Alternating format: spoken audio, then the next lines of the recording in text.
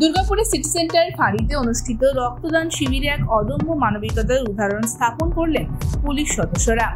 Asansol Durgapur police কমিশনারেটের deputy commissioner Abhishek Gupta, দুর্গাপুরের Subir Roy, CI Ranbir Bag সহ অনেকে নিজস্ব হাতে রক্তদান করে জীবন বাঁচানোর বার্তা দিলেন।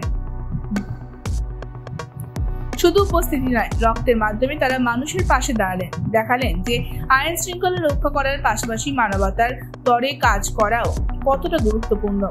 প্রায় 50 জন রক্তদাতা স্বেচ্ছায় রক্ত দিয়েছেন, যার ফলে অনেক মানুষের জীবন সম্ভাবনা ফিরে পাবে। এই শিবিরে নেপথ্যে ছিলেন সিটি সেন্টার ফাঁড়ির ইনচার্জ সুদীপ্ত বিশ্বাস, যিনি পুলিশের মানবিক দৃষ্টিভঙ্গি ও সমাজ সেবার অনন্য দৃষ্টান্ত স্থাপন করেছেন। শিবিরের মাধ্যমে শুধু রক্তই দেওয়া হয়নি, বরং মানুষদের হৃদয়ে ভরসা, সাহস ও মানবিকতার আলোক বর্তিকা জ্বালানো হয়েছে। পুলিশরা প্রমাণ করলেন শান্তি ও মানবিকতায় একই মুদ্রার দুটি পিঠ। Bureau report, NN news.